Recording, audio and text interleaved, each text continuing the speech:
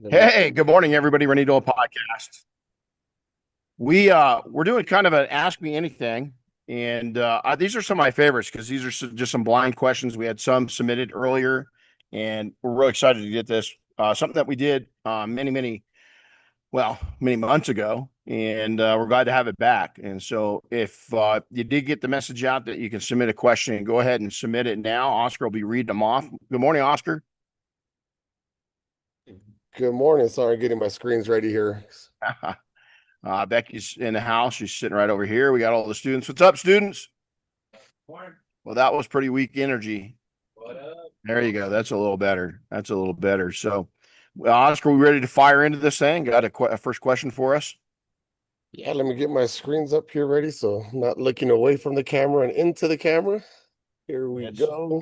Andy's sitting here. She's got some questions like, when is she going to eat? Yeah, she was up pretty early this morning, I heard. She's going. She's going, man. So we have a few questions that came in, but here's one that I think we should start off with. It's how do I stay motivated when things aren't working? Mm. I'll tell you, it's your circle. It's who's around you. Um, is Diane, my wife's got a great saying, is that don't borrow trouble. And a lot of what we worry about is in a few days, sometimes a few hours, definitely in a few months or a year, we're not even going to remember it happened. And so look at it with, the severity is, come up with solutions and don't dwell on it. Seek out very knowledgeable, smart input from coaches, mentors, and go to like people. There's an old saying, it's birds of a feather. So if it's business related, I'll never forget that we had a spiritual leader that was asked at an event one time, what do and this person's faith, they don't get they're not married. And somebody asked, is what's the key to a happy marriage? And he says, I'm a monk. I don't know. You've got to go to somebody that you respect, that is in a great marriage, that's gone through the trials and tribulations and has made it through, and ask them for advice because they've gone through the hardships. They know how to get it. Everybody wants to talk about the easy times, but what about the hard times? And so if it's entrepreneur based, I would highly suggest that you seek out somebody that's been around for a while, that's honest enough to tell you that they face problems, because a lot of people want to sugarcoat it and not admit and it was a perfect ride and so forth. So I think that who you hang out with is definitely a big part. Who you're spending your time with, and then finding somebody, finding a good soundboard, and then coming up with a plan. I love to mind map. I'm really into that. We talk about it all the time, and then maybe do a SWOT analysis on it. What is this situation? If you guys don't know that, go ahead and Google it. But we SWOT analysis everything, and it's something that you can put into action on troubles, on problems, and then look for solutions. That's the biggest thing. Find out as soon as you can what the solution's going to be, address it, and then try to get peace of mind that you found out the answer. Sounds good. I just had one come in here. I'm moving my screen over. This is coming in from Texas. How do you know when the time was right to add on additional services? Ooh, depends on what the services are. Is if you have the time available, is it gonna assist at your scaling? Is it gonna assist at profitability, or is it gonna hurt it? A lot of times, what people do is they'll become a jack of all trades and a master of none. And so let's say that you're into detailing and you're going to add PPF. Is that PPF it's going to be a big investment, right? Our classes, we take you into what we call baby steps and show you how you're going to be able to, even as a mobile detail or a small shop, one man mobile operation, is how you can offer those services and not break the bank. You're still going to have to practice. You're going to lose a little money, but it's the simplified services. And so there's so many things that you can add on to your company that people just don't think about. Is upgrade, go from a wash clay protect to a wash clay coat. uh, and then go from a wash clay coat that's a sprayable to a wash clay coat that's a durable, that's hand applied. And so it just depends on what it's going to do. The other thing is do you have the financial, the backing financially to make it happen? Is a lot of times when we offer new services up, it might be a menu item that do it right now. We're constantly tweaking with our menu offerings. A lot of times that's the better way to go. And then The other thing, maybe you don't need a new service quite yet. Maybe you need adjustment on your menu and your pricing is something as easy as that. But there's a lot of things out there that we've got to offer. I mean, a lot of times the PPF is a little more complicated, right? It's gonna, especially if you're looking at doing a full front end or something like that, that's gonna take you a while and a lot of money to get good at, and proficient at. The other thing you do is look at maybe subbing it out. Is there a good company here locally that offers that service? One of the greatest things that we do is, coatings. There's so many things to put coatings on now. And we kind of beat that up, right? We can coat everything, practically now. Even residential. What about moving into that? What about moving into residential coatings? What about industrial coatings? What about horse trailers? You know, what about heavy equipment and going into that? And so it just depends on what that extra additional service is. One of the things that we were surprised at when we owned a shop came out of left field. Realtor customers called, and she's real picky, right? And we used to do her interiors, and she just loved our interiors. She was always complimentary. And this is something that you can learn too. She always played it really safe. There's two primary detailers in town, myself, Carl's Ultrasign. She used both of us. And the reason why, both of us referred her. So I asked her one day, I saw one of the vehicles over there, and I said, why, hey, man, did we do something? She goes, no, no, no.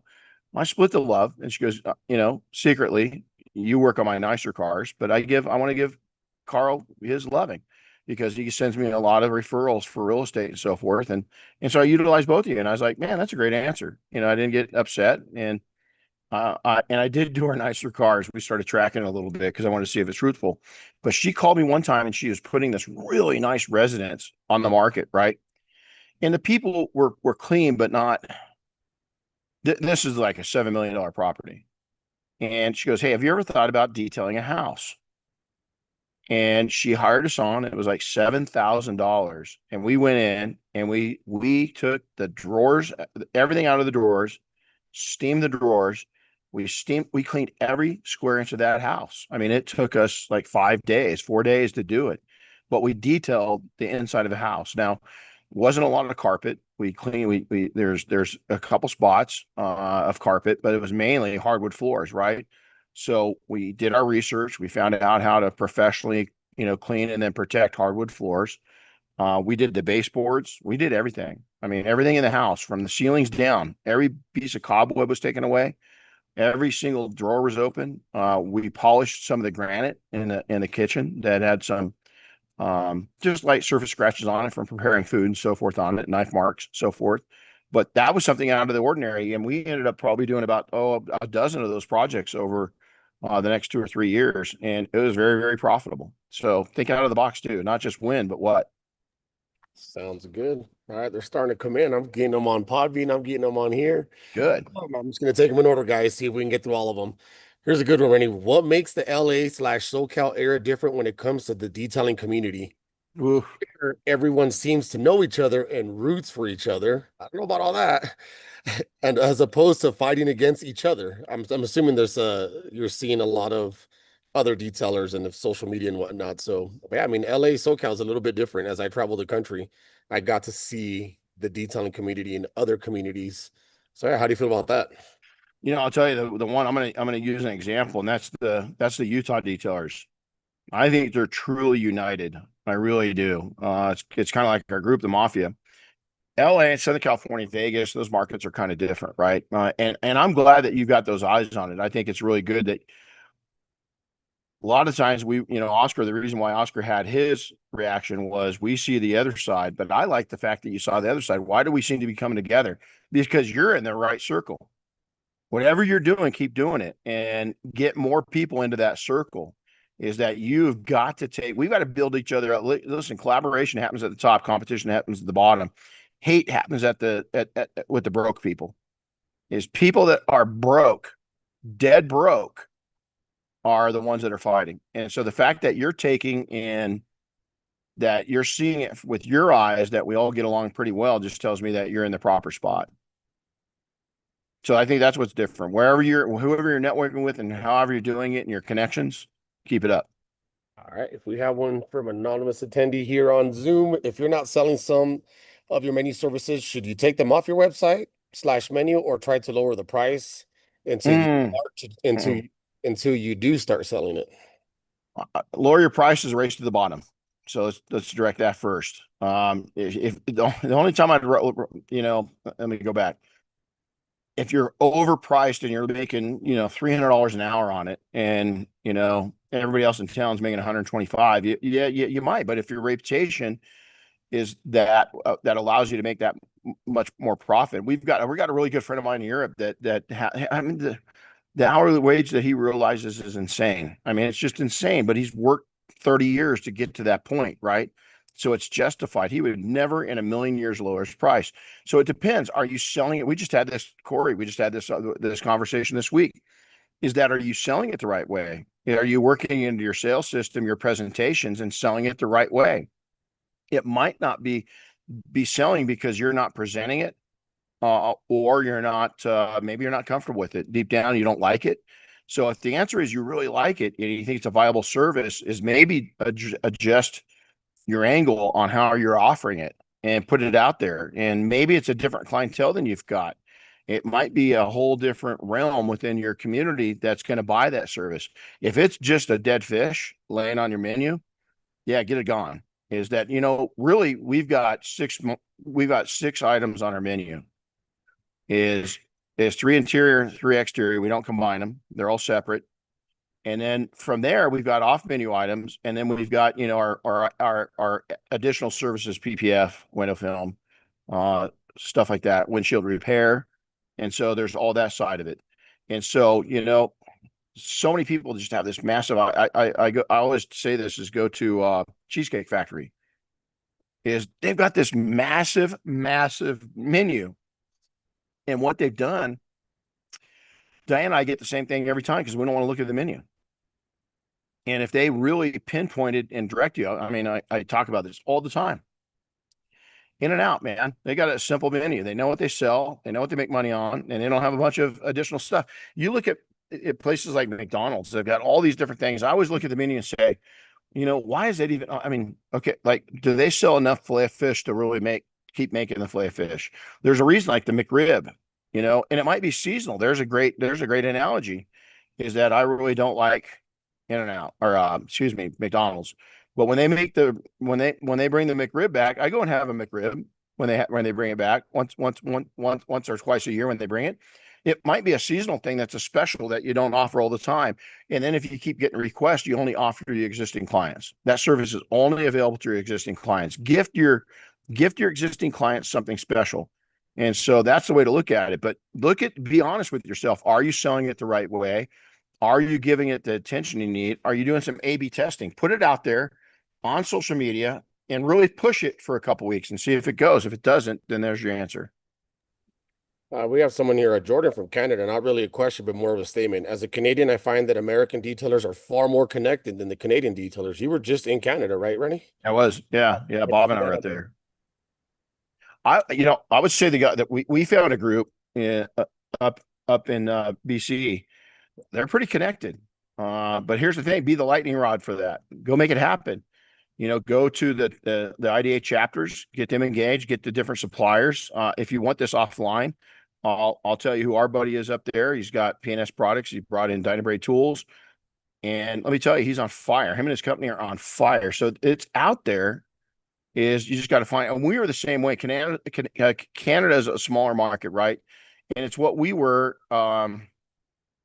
Maybe 20 years ago, 15 years ago. But you've got to take, and I'll tell you, there were six of us that, we're not responsible for the bringing the industry together 100%, but that we were the lightning rods that brought that together. We were the first ones that came together, and there's only six of us.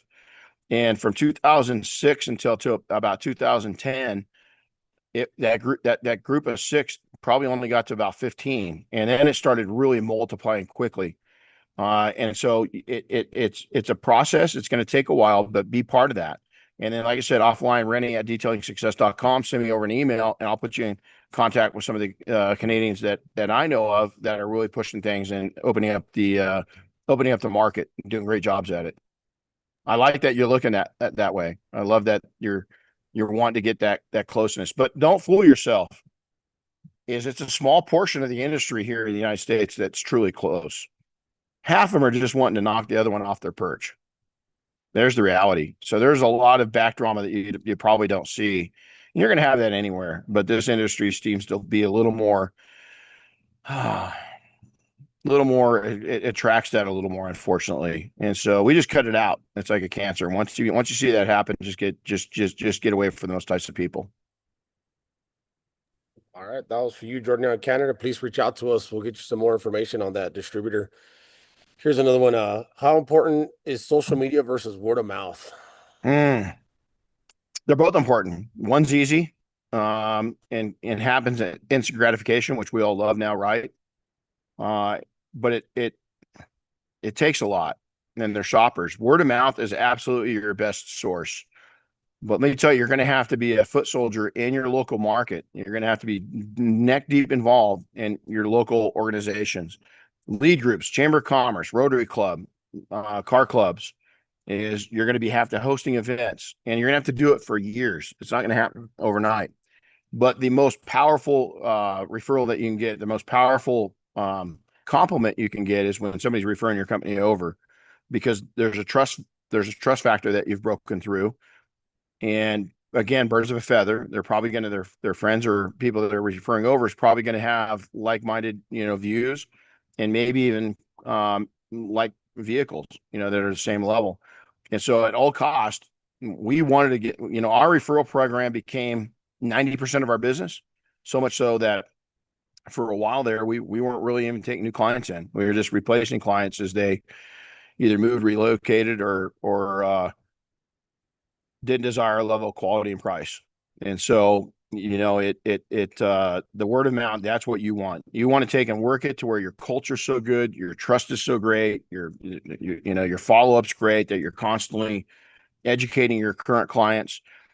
A lot of businesses spend so little time marketing and building trust and relationships with the people that have already done business with them. They're constantly hunting for new business. And that's really expensive. And it's sad because your trust level is only going to go so far. Is that you've got to really work from the inside out. Start with those, even if you've got 10 clients, stay in contact with. Don't haunt them. Don't be a stalker. But make sure that you keep, give them valuable information, teach them, entertain them. We're car people. If somebody here in my little hometown of Big Bear called me up and said, hey, we're going to start the car. We used to all run our cars out on Thursday nights, about 5:30, 6 o'clock. We just go park, and we had about three different restaurants that we'd go to, and we'd get some food, and we'd come out and hang out by our cars for maybe an hour or two, and just talk. It was just a bunch of us car people, and there's businesses that were there. And all of a sudden, we started getting some really cool cars out. We started bringing cars out of garages that we didn't even know were here. And that's a great way, just especially if you have a car. It doesn't have to be anything fancy. But if you can relate to your market and you're a car person and you've got something, utilize that. It's really important. All right, we've got a question here off of Facebook. How do I know when to hire my first employee? Ooh. When you're ready, first off, you got to do it legitimately. Let's go through the good side. When you need a force multiplier, you're never going to double yourself, right? So a lot of people think, oh, I'm doing $5,000 a week right now, or whatever you're doing a week, and I'll be able to double that. That's probably not going to happen. Is that even in manufacturing, they've got a formula for what each person is going to bring to the table, and it's rarely ever double the production. It's close, but it's never double. The other thing is the longevity. Can you keep that You don't want to hire them so soon that you can't keep them, unless it's a seasonal person. You just need them during the busy months while you're busy. Then it's something different. If that's the case, I'm going to go through an agency. Probably. I don't want them to have any experience. We've found out through our years that we want to train them up our way. And if you hire somebody with experience, a lot of times, not all the time, there's some great people out there that we've had some good experiences with, but a lot of times, 2 weeks in, they're wanting to take over their SOPs are better than your SOPs. Well, you've been successful for a reason, and they're looking for a job for a reason. And so, we want somebody that's hungry to learn, and then looking at the fact that you need to be ready to pay the taxes. You need to be ready to pay workers' comp. You need to be ready to pay them good enough to keep them around. and 1099s don't work. I can't speak for outside of the country, but I can tell you I don't know of a state in this country. And here's the bylaws: they have to 100% make up their own schedule. So that means they can be in the middle of the detail and say, "Hey, I need to get out of here," and there's nothing you could do. They've got to take and bring their own tools. They have to supply their own products. And there's even more qualifications. You need to talk to your CPA, and make sure that you're legitimate. And we've owned shops in several states, and we have, just under 200 members in our group, and we've never seen a 1099 work. So a lot of people, their first intuition is, I'll go 1099, pay them under the table. What if they trip over something and get hurt? That your dream's gone, especially in states like California, New York, Mass, Connecticut. All those states are very, very pro staff, and they're going to come after you pretty hard. And that could cost you tens of thousands of dollars and maybe even a lawsuit, because now you got somebody that's hurt on the job and you didn't have the right insurance. You weren't paying the right coverage. You weren't paying the right taxes, all that stuff. And before you know it, you're in hot water. And so when you can't handle it, the other thing I'll tell you is your business a lifestyle business, or are you going to scale it to grow it? And we all want to grow, but there is nothing wrong with having a one person operation that's lifestyle. And if you get so busy that you can't keep up with it, raise your prices. Try to find the ideal client. I mean, Doug Parfett, we talk about him all the time. He did exactly that. Is that even if you're a 2 or 3 person operation, is that if you get that overwhelmed, if you ask me, you're either really good, and if you're that good, then they're gonna accept the price increase. And so, and then protect your best clients. You've got clients that really helped you. They're the building blocks of your client base. Well, don't mess with their prices. Keep their prices where they're at. Just up your prices for new clients. Maybe keep your existing clients kind of stable where they're at for a little while. But at some point, you're probably going to raise the prices on them too, and you got to be prepared to lose some people. But is it going to really matter? And if they're a really important client, then you've got to justify in your own mind and your own bookkeeping. Do I really want to do this? And am I willing to lose this customer? And if they were very helpful to you, well, maybe don't, they'll probably appreciate small, moderate price increases, right? They should. It happens, right? But if not, if you think they're going to be sensitive to it, then don't do it. All right. I got a hand question that came in. Cool. I saw that. Jordan brought it I over live a to couple you. miles. I live a couple miles away from a lake, and almost everyone has a boat. I want to get into detailing boats, so am I going to be able to apply most of what I've learned on detailing cars to boats? And then the second question is, what services are popular with boats? Mm. Sum it up. Can you apply what you've learned detailing cars into detailing boats? And we just talked about this over the weekend, Randy. What we got coming up?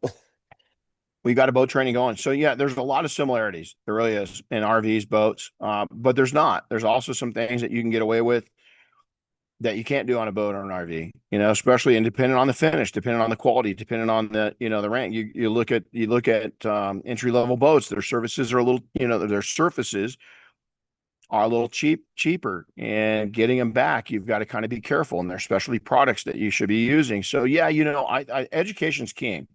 Just going out, and did I learn boat detailing by the seat of my pants? Yeah, we didn't have any. There's no training when I came up through this. But what I did do was I went to one of our customers that bought a boat. He is a big boat guy. Wanted me to fix it.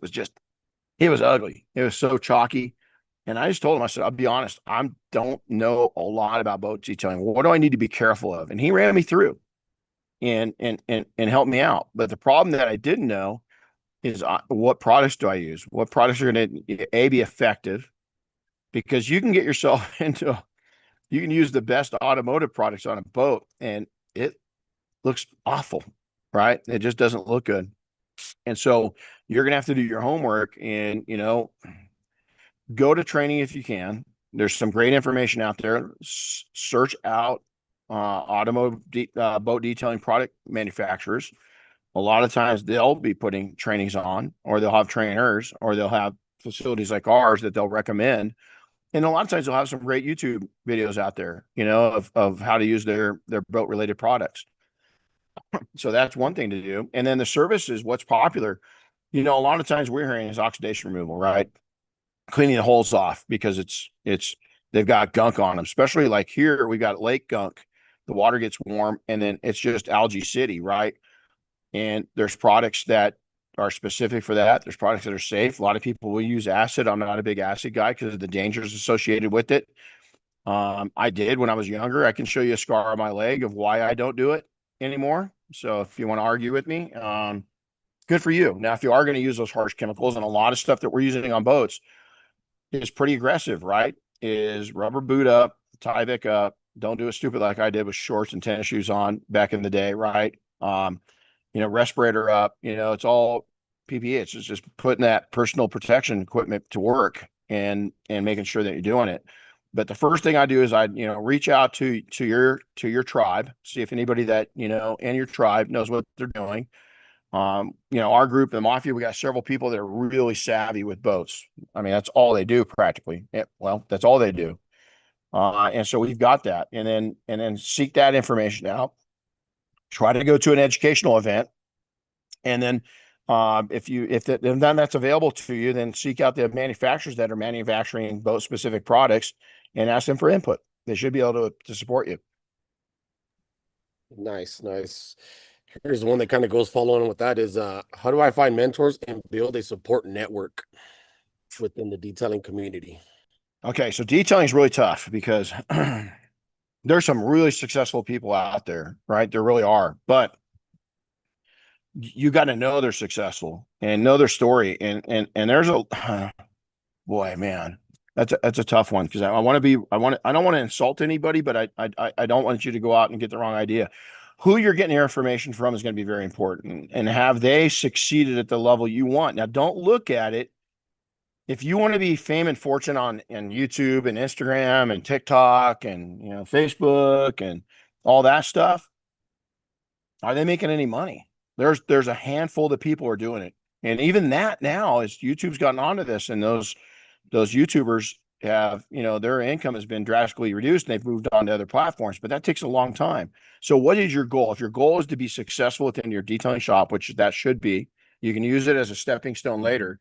You've got to find somebody that's been through a similar journey as you and is willing to take you on. The other thing that you've got to do is you've got to be willing to listen and take action. Because if you're just going and going and asking question, asking question, asking question, and you're spinning your wheels, or you go in opposite direction constantly, they'll give you, and then you're coming back for, you know, SOS, help, 911. What the hell's just happened? They're going to drop you, like, or they should. They're going to drop you. So you got to be mentally prepared to take the actions. You got to be financially prepared to take the actions, and you can align with somebody that's just got surface level success. They've got to have deep rooted success. They're going to be older than you. And there's some young people. I talked to a gentleman last year. I've always wanted to meet this guy. I've heard about him. He's running a massive shop. And we sit down, and privately, this guy opened up to me. I mean, he is a sensation, right? And he didn't come out of detailing. He's an entrepreneur, and he's in his, I'm going to guess, 30s or 40s. And there's still a lot of clamor about his shop. But when you sit down with him and you say, dude, I get these three piles of money that come in for my services. And everybody knows this guy's turning huge money over in his shops, right? And he says, I divided it into three piles, you know, is my staff, my expenses, and then what's left for me. And my stack is tiny. And I'm getting sick and tired of working this hard and all the money going to something else. So do you really want to be big? Because that's the first thing we hear. You really want to work, you know, we've got, you know, people in our group that run multi-million dollar operations. They built it slow. They built it over time. One of them's building a house right now. He's just a beast, right? But he did a lot of sacrificing, and he still does. He sacrificed a lot, but he's one of the smartest men I know. But it's taken him, you know, 15 years to get where he's at. And a lot of people want it instantly. So you've got to realize that, you know, if you're young or older, is prioritize really what type of business do you want? What type of income do you want? wants versus needs, and then go out and find somebody that's truly, truly successful at that level that you're looking at. So, another hand note. Yeah. No, we'll read some of the comments. We got Robert, we got Bobby Wiener on here says, keep it small, keep it all. We got Joe Boom. Palm, Papa Joe's on says, you're 100% right, Randy, with what you're saying right now. So I figured Yeah. I'd read out some of the comments that we're getting here too on Good. Facebook, YouTube, and whatnot. Keep I'll it get small, keep it all. I like that, Bobby. Yeah, Bobby's on it. He's good. But here's one, to someone like what Bobby said is, how do we price out our services? A lot of detailers coming into this. It's so easy to get into detailing these days, especially with all the stores out there. You can walk in, invest. I've seen as little as $500 in your detailing cars. But how do you price out services, or what's your recommendation, Renny? Here's a simple way is we started out with our inner circle of friends and family, right? We would do our services on their vehicles, figure out how long it's going to take me to do it.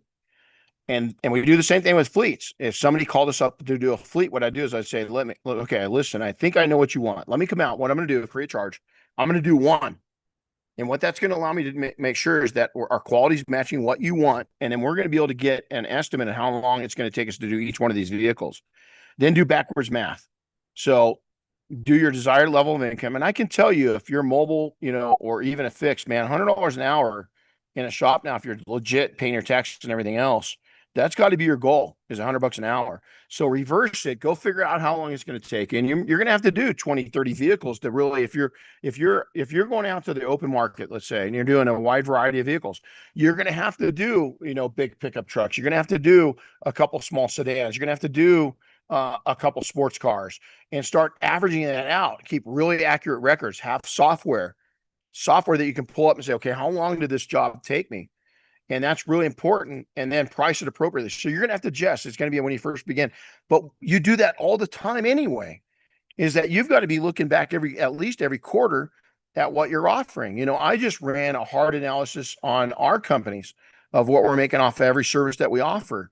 And I looked and nothing surprised me. There wasn't anything I was shocked at, but we need to do a better job, right? We have to do a better job. You have to do the same exact thing. You've got to look at things. Damn, man, I got a fly that's just in love with me. You've got to do the same exact things. You've got to look at things, figure out the backwards math, and then price it out that way. Is that I know a lot of people, they'll just come up with a menu and they're going to their competitors and they're pricing it off their competitors. Man, I got to compete with them. Who says that? I made that mistake my first year in business when we went back. It wasn't my first rodeo, but I just said, oh man, I got to be at this level. I almost went broke. My big brother was helping me now and again. He's like, dude, if you keep at this pace, there's no way you're going to stay in business. In the next year, I doubled. The next spring, April 1st, I doubled my prices. And you know what? It it wasn't as hard as I thought it was going to be, but I had a part-time gig. I didn't rely 100% on my business income. And so we took in that year, yeah, we had less clients, but we made more money. We actually made more money with fewer people and small stay small, keep more, is we kept more money. And so we kept on. There was never a year that we didn't raise our prices. We always raised our prices because our cost went up. And so you've got to look at that. So go back at it. Don't look at your competition. Who knows? They might be dead broke. And here you are basing the prices off of them, and you're copying their menu and their steps and everything else. You got to come up with your own. That's why, getting in with, somebody that really knows their stuff and getting mentored and trained up on that, or coming to an official training school, whether it's ours or somebody else's. But even that, you've got to look at that. Is that person just, for instance, we love this story, tell this story, Oscar. We trained somebody at a 1 day. 2 weeks later, he was handing out certificates as a trainer. And he didn't have any experience when he came to us. He came to 1 day training. He wasn't good. He wasn't that good because he just didn't have any experience. There's nothing against him, but all of a sudden now he's a trainer, and he had a picture, and Oscar forwarded it to me. I went, oh my God, the poor person that spent that, $400 with doesn't even know, but he learned from somebody that doesn't know what they're doing. And so you got to be really, really careful with that. We talked about that just earlier this week when I told you that I met someone that was a manufacturer trainer and asked Mm-hmm. him if he was with the manufacturer. And I noticed I don't mention manufacturers, but yeah, he trained with the manufacturer and then just bought a shirt, got the logo, put it on, and now calls himself a trainer from that manufacturer. It happens all the time. Yeah. Got one here, a question from YouTube. What is your take on joining the BBB Better Business Bureau? I'm assuming is what it is for a mobile detailing business. And I You know, got I haven't done enough research on the BB. They weren't keeping up with it when I last looked at it, and it's been a few years. I Uh, got some when you're done here. Go, go. I honestly think you're better off putting your money into the Chamber of Commerce. Uh, I think you're better off getting. I don't think people look at that as much anymore as they look Google reviews. I think that you're better off kind of working some different angles than that. But honestly, I mean, it would be unfair. The BBB has been around for a long time. I don't know if there's I don't know if there's maybe is there something, what are they going to do for you? Are they going to take and help promote your website? Are they going to, what are they doing link backs to you? If it's just being a member, they don't offer anything. Well, that's not very good.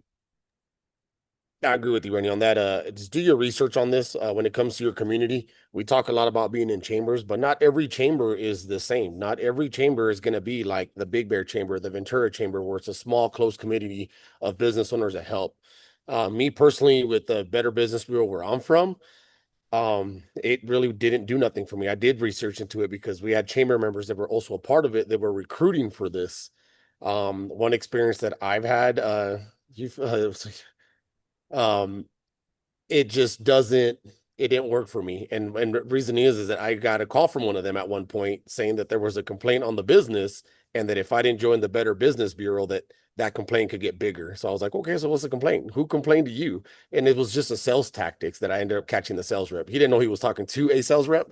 So when I started him asking him the questions, it was more like, oh, is this your pitch to get you into it? So you just got to do your research when it comes to getting involved in your chambers and rotaries. Better Business Bureau, BNI, they're all great groups, but they're all ran differently by different types of leaderships in your community. So I'd advise you, who asked this, is to do your research first, get to know them and see what they're going to do for your business, not what you're going to do for them. Because some of these groups really just want you to be a member so they can make money off of you. It's sales, guys. That's all it is. I'll echo that. In all the years we've joined it, we've attempted to be a part of the BBB on a couple occasions, and it didn't work out. It's just old. You know what? It was one of those. Give us your money.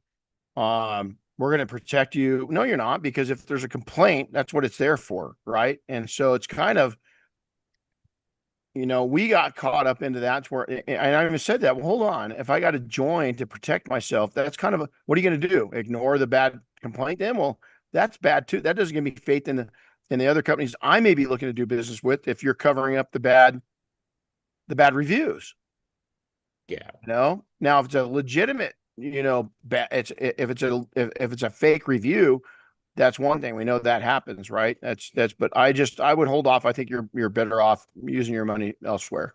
And the two comments right here. We have one comment saying we aren't seeing any benefits from the BBB membership at this time. And then there's another ones. They offer a lot of what the chamber offers in my area. If they're Yep. offering what your chamber offers and they're getting engaged and they're doing networking and they're doing events, they're doing Amen. coffee connections, you're actually getting face to face with other business, do it. You know what I'm saying? Because that's what you want. You want to be in front of people. You want to be able to network with people because that's what Joel Obama says. People buy from people. That's that's a true statement right there. People buy from It people. is. BBB is just going to be like anything else. Do your research in your community and see what works for you and your business. That's pretty much what I got to say on that. Anything that can get you out in front of other people is good. But from our experience, and here you've got to be dedicated to it. Is that I was in part of a pretty elite group a couple years ago, and I got a lot out of it. But then there's a part last year we canceled a membership because I wasn't putting a lot into it. It's still a great group, but it wasn't their fault. I wasn't getting anything out of it. It was my fault because I just didn't have the time to get engaged. So don't blame the group. If there's like chambers, you hear that all the time. Oh, my chamber didn't do anything. Well, what'd you do? What did you do? Did you get involved? Because they're just like, if you just get into a group and you're just a fly on the wall, that's not what that's intended for. So if you've got a really good BBB that's active, jump in. But if not, I wouldn't. Oh, we got a good one right here. It just came in off. I was going to read another one off to my left, but I just had another one come up here on Facebook. Sorry, guys. I'm juggling Facebook, YouTube notes, text messages, and handwritten. questions. What do you do when you've been in business and somebody else wants to start their business because they're jealous of you and they go and get a car done from you to give you the bad review? Okay, so this is more of a rivalry type thing. I'm assuming they Right. got their car detailed at their shop, went out, gave you a bad review because they're starting their business. It happens. What you're going to do is you're going to go in and state that and respond to their bad review and say, it's funny, XYZ, because now you came in, we did a great job on your vehicle, and or if you don't have any record of it, say that, but lay the facts out. People will see through that real quick. We try to respond to every review we get, good or bad. Respond to it, but just tell the people that are reading it, listen, this person is starting up against us. The reason why they're doing this is to build themselves up and tear us down. And I'm sorry that they're at this low level that they have to do this. We do business a different way. And again, for those that are reading this, we hope that you see through it. I'm direct. Don't be a jerk. Don't be mean. Just be direct and honest. If you've got pictures of them in your shop. I mean, most shops now have got we're recording everything, right? I mean, that's even more. I wouldn't put it online, but anybody looking for proof of this, come on by. We'll show it to you. Yeah, good. What are you seeing or hearing about the health of the detailing economy? I'll tell you, some shops are on fire now. This one individual that we talked about that's got just these amazing shops going is he's really busy and very successful, but he's fighting for business right now. In the past, I'll go back to 2011, 2012. It's been solid, man. And then we had a tsunami of success come through on the side of COVID, and that is subsiding. And so some shops that are mature and have done it the right way, they're still slammed, and other shops are really struggling. I know from the manufacturing standpoint, we've got our Mafia Education Day. Is that we've got Nathan, which is the CEO of ATG, which is a huge power in this industry. He's going to come on and talk to us at our education event about that. But what I'm seeing right now is it's struggling. It's like a lot of industry. But what I'm also seeing is that demands for people refinancing their homes is high. The feds are looking at lowering the interest rates over the next quite a bit over the next few months. So I think that the government's pumping some good things into the system right now. I think that we've skirted a full-fledged recession. I think that we've been right on that edge, maybe even into one slightly. And I think that people are still spending money. You just got to go find those people. And I think that as we get into next spring, I think you're going to have maybe a rough winter, especially if bad weather across the country, in the east and so forth, Pacific Northwest, all those areas that get snow and so forth. If we have a tough winter, it might make it even a little tougher. So hunker down, put some money away, don't be too proud. If you need to get a little part-time job to keep you alive, do it. Just do whatever you have to do to survive. But I think that it is a tougher environment than it was, and definitely tougher than last year, and definitely tougher than 2 years ago. So I think it has changed.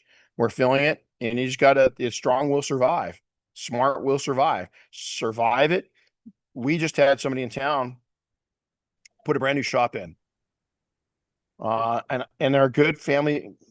I feel for them because they put the shop in going into to fall, and this is a small market up here. It's a big market for second homeowners, but small and we don't have a lot of disposable cash up here, where we live. And I feel bad because if I could have talked to him, I would have said hold off until April, you know, and maybe put a deposit down, just tell the people or hopefully they negotiated a really good lease and they signed maybe a 2 or 3 year lease and just said, hey, we can't, we're going to put our deposits down. We're going to do all the building improvements, but we're not going to start a lease payment till April 1st. I doubt that happened. That's a long time, but it's this time of year moving into a new shop when you're going mobile. You've been mobile for years, over a decade, and all of a sudden you have those fixed costs really escalate, and you're doing it when the business is tapering back, not going forward. That's a tough time to do it. Hopefully they got a lot of money set aside. All right, we've got a few coming in here on Facebook. There's someone on Facebook. I went through some ongoing life changes and have been really slow this year. Any advice to help me get more motivated, to get more customers and get out of my slump? So I guess some words of encouragement here, Renny. Hey, we've all been there. I had I had a tough 3 years, just a lot going on. And it was a stressful time, right? And I tell you, faith is a big part of that, man. You got to have faith, and I don't know what your faith is. That's, up to you. Uh, People really brought it through. My wife, talking and being honest with myself, and then surrounding myself with really good people and getting rid of toxic people, getting rid of toxicness around. When you slow down, you've got to take and get more involved. That's when you get active. That's when you go in and exactly what we've been talking about. You are, if you're slow, you should be at a meeting 5 nights a week. Put yourself into the community or 5 mornings a week. Is that I'm at a BNI meeting, I'm at a LATIP meeting, I'm at the chamber social, I'm at the Rotary Club volunteer pizza night. I'm everywhere I can be to put myself in front of people. It's all because, again, social media, I see that all this. Social media is easy to put an ad up, social media is easy to put a post up. Where you don't see small business entrepreneurs is in the grass, down in the weeds, going in there and digging for people, building up relationships. Yeah, it's going to take time, but listen, being in a tough, slow position is tough. Going to all that level of activity is tough. Choose your tough. Do you want to be broke, or do you want to start coming out at April 1st? Because we're going into a winter. It doesn't mean you got to be dead in the wintertime, but it is a tougher time. Now, down in Florida, they probably do better, right? There's parts of the country that do better. Palm Springs, all the people come into Palm Springs from the cold climates. The detailers in Palm Springs kill it. They're about ready to go crazy, right? Literally in another 30 days, their world changes. They just go nuts. But a lot of them are busy year around. That's what you want to get to. And so, hey, man, realize you're going to go through hardships. Get better at managing the stress. Get better. Don't go public with it. Don't go in there and all. I hear this all. I just saw something like this. Man, I'm thinking about selling my business. I I'm about ready to quit. I see it about 2 times a year from one individual. Yep.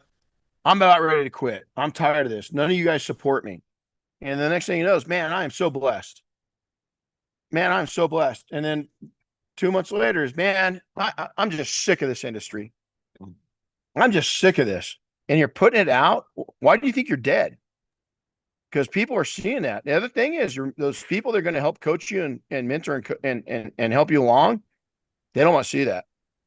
If your will to live and your will to survive is so weak that you're going out there and emotionally puking over social media, you don't deserve to be in business. Go get a job. And I know that's harsh, but there it is. You cannot freaking get diarrhea of the mouth when things are tough. Now you can when people are close to you, you know, but be careful with that, because, Oscar's well aware, I had some people very close to me, and when you stop helping them move ahead, they'll shit all over you in a heartbeat.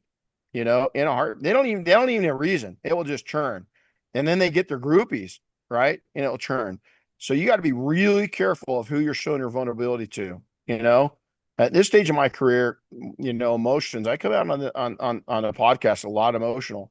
And it's because of what I've experienced, and so desperately don't want you guys to experience. I don't want you to go through those things. And it's like, man, I can help you miss that speed bump. But sometimes people are heading toward the wall at 80 miles an hour, and they're not going to hit a speed bump. They're going to hit a wall.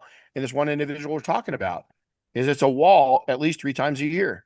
And what they don't know is they're making themselves look foolish. And the people that are really successful don't want anything to do with them. All right, thank you for that. And if for the individual who wrote that up, if you have any more questions or need to talk, reach out to us. We're here all the time. We'll be able to take your call, help you get through some stuff. So definitely reach out to us right after this podcast, and we'll get you through whatever you're going Hey, through. hey, this is our mission, is to help one person today. Every podcast we do, we're busy. We're doing, if you guys aren't tracking, we're doing anywhere from 3 to 5 uh, live events a week. Some of them private within the mafia, but a lot of them are public right now. And we're championing up with we got another one tomorrow, and so we're championing up. Our reason is, don't, we want to help you. Whether you're part of our group or not, we want to help you. Now it's limited, right? Because we've got a big group that we got to support. Um, and so there's only so much we can do and respect people's time. And if you want to get involved, there's not just the mafia, there's groups out there. And, some of my best mentors and coaches came. Joel's on the line, man. I listen to everything that guy says. Joel and I are very close in age. He's had his success. I've had mine. But you know what we are is we're entrepreneurs. We're business people. We own businesses. We don't own detailing companies or PPF companies or training facilities or coding companies or online. We don't own any of that. We own businesses, and that's how you got to look at it. You've got to turn yourself into one of the most humiliating times I ever had in my young life. Is I'm in a car with some hitters, heavy hitters. It's my first time of being around like millionaires and billionaires. And I don't know why I'm in this vehicle. I really didn't deserve to be there. And I proved it with this next statement is they're talking about Buffett and they're talking about, how great. And I said, man, I can't wait to see him in concert. Wrong Buffett. I thought they were going to talk about Jimmy Buffett. Yeah. I mean, wrong Buffett. Right. And they all, you could see him spurt, right? There's this 20-something-year-old kid, right? And they're all, yeah, he's good in concert, but we're not talking about him. We're talking about the billionaire Buffett. And I was like, oh, I just felt so stupid opening my mouth, right? And what did I do? I instantly went, and this before, the internet was around and Google. And so I went down and started reading the Wall Street Journal on a regular basis. I figured out real quick what Buffett they're talking about. And I opened my young eyes up and, I learned to close my mouth. If I didn't know something for sure, but I mean, I thought they were talking about music. I was a kid. That's what we're into still. I was young, right? So there it goes. We had a couple more come in here. We had one. Let me go back up on YouTube. Are there any veteran groups or benefits in the detailing world currently for veterans? Woo. Well, Oscar, answer that and what we're doing. I mean, you served in the Marine Corps for all those years, so Yeah, I mean, definitely. I know this individual who tapped it up, man. I will tell you this: hit me up sometime this week. We'll sit down, or even over the weekend, even into next week. I know we're pretty busy up here, but I will take time out. And if there isn't and we can't find any, let's make something happen. I mean, but right now, the leadership course that we just put on here with Renny, that was open to the industry, and we're going to open up to the industry. And it is something that we do bring in veterans, law enforcement, and EMS members to come and help teach that. So there's definitely something that you could be giving back and be a part of by joining that. yeah. And we're even trying to get in with the VA. There's things that like we want to be able to use the GI Bill, Accredited GI for Bill. education, and we're trying to. I would love to get eventually into the VA is on our leadership side to this leadership thing that we do is it's pretty cool. And I think that, I'll tell you when I come out of it, um, I'm MEAL Team 6. So, my service is nothing close to what, you guys have done. I never ever served full time, never going to be a veteran, never going to be any of that. But I have seen the stresses of it, dealt with a lot of, very seriously injured and sick and dead people through my career. And when I come out of this leadership course, I'm mentally strong. I'm around other people that a lot of them haven't done it, and we don't gross them out with that. We don't even share a lot of that. I mean, we just don't. We get out in the wilderness and we show them what we know, and just sharing a good positive outcome of what we're doing and seeing people expand their horizons. And it's not in a stress. It makes me feel good about all the stresses that I've gone through, and then I see other people like Oscar and Chris and Bobby. Yasir, all these people that have seen some pretty serious stuff, that lights my world up when I see them that have been in combat, that have been overseas, that have, lived a life of a full-time, warrior. And they're sitting here giving back to people that don't know that life. And they're giving back to the people on how to deal with their daily stresses and how to get rid of them. And they're giving back to these men and women and showing them a new level of comfort zone. That brings a smile to my face. So we're all about that. So we're there now, but there's a lot more we'd like to do. We got another one here on Facebook. With current market conditions, should I stay in my full-time job through the winter or take the risk and go back into detailing full-time? I haven't been with today's market, so I'm unsure where it stands. Here's the thing. I had the same decision to make back in 1999. And April 1st, I gave up my job. Do not give it up. This is my thing. Oh, people, oh no, Renny's telling people not to live their dream. No, I'm telling you, reality wise, is it could be a tough winter. Are you? Let me ask you another question. If you're in, and you don't need to answer this, if you're in a place, California, we got nice weather. If it freaking rains here, it shuts it down. It shuts it down because we don't see rain too often. And so, what's funny, in Idaho, snow didn't bother our business. Rain did. When it started raining, we died, right? So I would not risk it, especially if you have kids, especially if you have investments, you got a home. Just hold off. April 1st is going to be here, boom, like that. And that launches it. Put more money away. And there's the other question. How much money do you have stacked away? If you've got a nice big chunk of money where you can make it, 6 or 12 months without bringing any income in, I still wouldn't risk it. I'd rather have that money and then double it, and go into the next winter full time, very strong. Oscar, what would you say? You've been in the same position. I had a night job before I was mobile detailing and had a night job. I did it for Amen. 9 months until I saved up enough money. All my income from that night job went to an account with a business account before I even opened up my business or a shop. And then what I did is I pretty much saved about 8, 9 months plus my first, last, and deposit because California at one point was taking 3 months in order to get your keys. So I had to work nights in order to get into full-time detailing. And then I got into the shop and then I went to school, used my VA, and I was getting some money from there from the VA to continue to go to school, but it is hard. I mean, to pull that, you got to have a plan. And I would definitely recommend having a backup savings just to something to fall in. Because a rainy month, like Renny said, in California, I've been to a lot of detail stores and I talked to a lot of detail store owners, and they're afraid that, they'll tell me straight up, we're one rainstorm from going out of business. And Mm. that detail store who is selling products, selling pressure washers, and one rainstorm can take out a business in California when it comes into the detailing industry, whether it's a detailer or a detail store. I just got done dealing with a lot of detail stores. So I got to know how their business works and operates. And it's a scary feeling to see the forecast for 4 days of rain here in the East Coast, Midwest. That means nothing to you guys. I've been in Miami where we're prepping a car outside and it starts raining. They're like, oh, it's just going to pass in 15 minutes. We're good. That doesn't happen in California. If it happens, No, no, yeah. the forecast one day you'll get 3 or 4 days up to that rain. They're gonna get cancellations, and about 3 or 4 days after the rain. And someone just Joel just put the snow. Same thing with snow. But yeah, I mean, I would definitely, if I was you in your position, I would make sure that I am financially stable to pull that trigger to go full time for a rainy day, a snowstorm, whatever's gonna get you through there, because you don't want to quit that job and then not be able to have anything and then scramble to find a part-time job or something to get you back on your feet.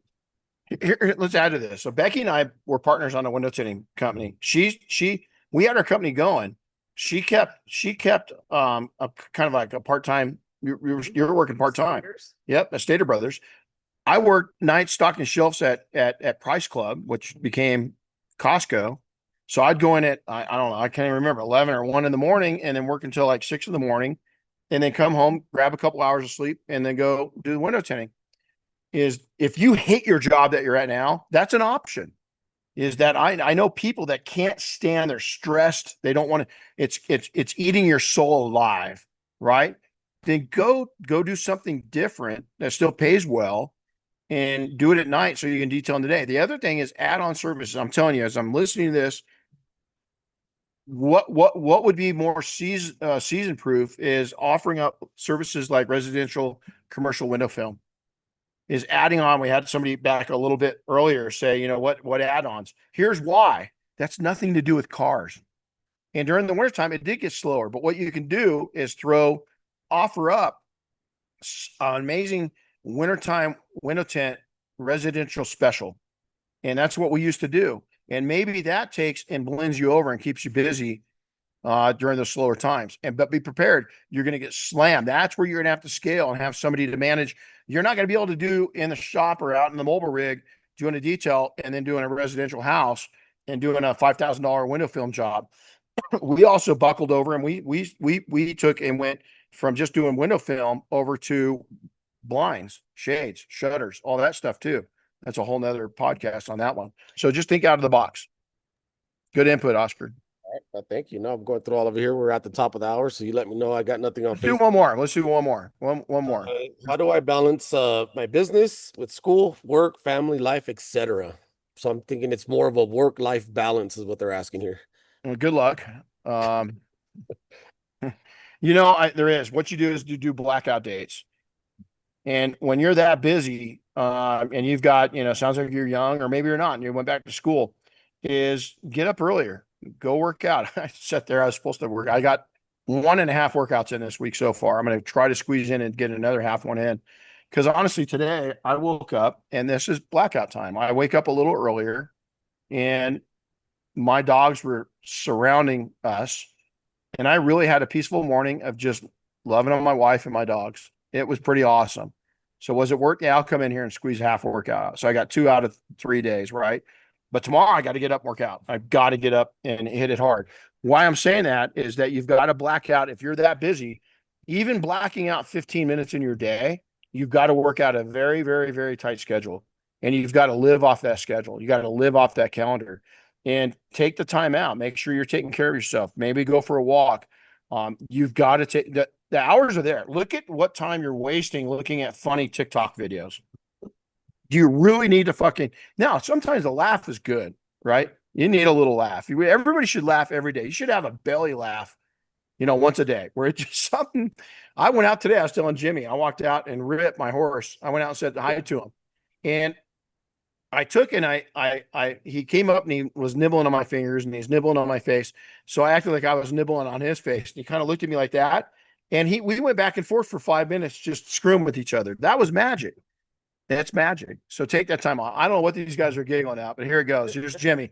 No, it's funny you say that because Jimmy yesterday when we started the podcast came and he was like so careful. He was like, "Are you on? Are you on?" I said, "No, I'm not on yet." And what'd you do, Jimmy? So that everybody can say, "Come here." Jimmy Buffett's in the house. This is how we block out our time right here. He's got to have time for a man hug. Every time He he sees does. He does. Well, he calls you like every 15 minutes, I mean, no, but every time he sees me, I think he's really good at it because before business, before anything else, he'll be like, "Come here, dude, just give me a hug." And I you think know that's what? genuine of him to do because he blocks out seconds when he talks to people. That dude and Andrew up in Oregon, Simi, I love you notes at the perfect freaking moment. I'm not kidding you. At the perfect moment, those two, this dude will do a video and say, "Hey, man, Papa, I just want to tell you, I love you, dude. I love you. I'd do anything in the world for you." He makes me feel, man, and I feel bad because I want to do that, right? And it's discipline. And this dude makes me smile. Him and Andy just they make me smile, man. And it's this man love thing. And I'm not really one to do that, right? It's like Rich, my buddy up in Utah. He's my best friend in the world. He sends me shit at the right moments, man. Be that dude to one another, right? I just reached out to somebody randomly I know is going through a tough time. And we had for probably a half an hour, 40 minutes. We texted back and forth. And I can see him getting better, right? He's going through some shit. I love him, man. I see so much value in this guy that he doesn't see, and the whole world sees it. And I hope soon. I think he's starting to see the value in him coming back. And I just, you know who you are. You live on an island, and I love you to death. I'll just put it that way. Just put it that way. Touching up on this blackout stuff, I was just it reminds me of a comment we had the other day on one of the podcasts. Someone put, so we're not supposed to be working on Sundays, and they put, kind of laughed about it. I saw the comment, and I was that guy working on Sundays, 7 days a week, 24/7, and I used to post the dumbest things on Sunday night. If you're not detailing on a Sunday night, are you even a detailer? See his God, eyes. But you know what? It took, that's where I know you from. yeah, it took a gentleman by the name of Joab Flores who showed me how to black out my time. And he literally would call me on Sunday, goes, "Hey, what are you doing?" He would take time out of his day with his family, be like, what are you doing right now? Why are you posting this shit up? Take that shit down. And I'm like, why? I got to make money. And he goes, no. And he took me, tell me, go to his shop, sit down with me. And I was like, I can't just miss a day and a half of work. Like, I can't. He showed me how to work 7 days a week to work 4 days a week and make more money by blacking out my schedule. Amen. Be doing my services and pricing right because I was too low. I was working 7 days a week, nonstop, Thanksgiving, Christmas days. Go back. I never deleted anything. Go back out there and see my post. And I was posting on Christmas Day, delivering a car for a family. And it was taking time away from me. So blacking out, your calendar, it's easy. Do it ahead of time, but you got to be disciplined, like Rennie said, and actually stick with it and not step foot in the shop and walk away and not letting your clients run you over. I had a big problem with so when I would, because someone would call me, be like, you know what, I can't this weekend. I got something going on with my family doing this. I was giving out too much information. And then they would be like, oh, come on, it's just gonna be first thing in the morning. I need my car done like at 7 a.m. for a car show, just knock it out. I'm like, oh, you know what? I'll do it. And then that turned out to be an all-day thing. Mm, Now I'm mm. missing time out with my kids. Joab showed me how to be like, you know what? Sorry, I'm booked. These are now when I send out, availability, it's like I have Wednesday and Thursday at this time only. I don't even give an option for Friday, Saturday, or Monday. And the other thing he showed me how to do is not to work Mondays. So I would always book out my Thursdays, Wednesdays, Tuesdays, and then Mondays because who doesn't want a 3-day weekend? And you remember, Renny, before I got into sales, I was going down to Mexico to my mom's ranch, like once a month, and I was doing 4 to 5 days down there at a time. I was taking mini vacations every month because I was able to block out my schedule. I don't think we can end any better than that. I think that was a pretty damn good ending to a good series. Oscar, you just nailed. I'm so proud of you. And Joab, man, when I met Joab, he was in a similar situation. And now here's where the mentored becomes the mentor. Is he took and that dude was a camping fool. Now he's had to listen. You're going to have to come back. There's times when you're business and you're scaling it. We're in that spot right now, but it's short term. Go afterburner, rest. Afterburner, rest. Afterburner, rest. Right. And, I threaten, I know what we need to do. And I'm talking about, Becky, Oscar, myself, Diane, the mafia. We've got marching orders. And I also know that that's going to lead to me with the greatest number of blackout dates in my entire life. But I got to put that seat time in right now. I got to get behind the wheel. I've got to be one of the ones that's steering it. And in a short time, the reward's going to be there, but it's a short time. And so I think Oscar nailed that. I want to thank everybody. If you didn't get it, we're going to do this once a month now. And so once a month, we're going to come on. That's my favorite one. I love this. Ask me the hard questions. Ask me the personal ones. Is my biggest thing is I want you to be a better dad than I was. I didn't hit my 100% mark. I want you to be a better husband than I think I'm a great husband now. And I think I was a great husband when I started, but I overworking hunked that up. And it ate my soul. It really did. And I'm just being honest. It ate my soul. I'm not the man I was back then. I'm the man I was when I was 10 fucking years old. And here's my mini bike to prove it. I'm going to be a kid again. Why? It's okay to be a kid. It's okay to go mountain bike. It's okay to go ski. It's okay to go for a run on the beach. It's okay to relax. Stop telling yourself that you've got this pressure on you. You got to do it now. I always tell my wife this, Diane, we have horses. Man, I got to get out there and clean after horses. I said, shit's still going to be on the ground tomorrow. The shit's still going to be on the ground tomorrow. Is that don't put it off. If you're courageous and you're hardworking, give yourself a gift of you. Time with you is precious, and the people around you. Ed, I don't know if you're listening right now. We talked to him yesterday. I just met Ed recently. This is a testimony of why, and I want you to listen, young or old. He lost his wife in the last few days. We don't know what's going to happen tomorrow. Look at the tragedies that have happened in just the last, week and a half. Look at the lives that were changed, recently. And we've all seen them on the news. Live every day. Don't put it off tomorrow. You might not have it. Might not have it. Bring a little joy into your day every single day. When I was walking out this morning, Diane said, "Can I have a kiss before you go?" Man, I went over there and heck yeah, you can. Heck yeah. How dare me not go over and do that before? She shouldn't have to say anything. But boy, I sure was glad she did. Put a smile on my face too. Can you tell? I'm pretty happy.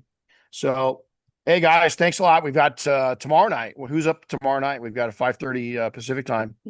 We got Mike Mike, Carlin coming on from IGL and APEX PPF. there you go. Yep, yep. So there we go. So come on tomorrow night. We're doing a lot of these, and we hope you're getting something out of it. But we are out of here. We got some students that are dying to get into test spots and sanding. So we're going to take them over there and get them started. Have a good day, guys. Oscar, we'll see you in on 4 seconds.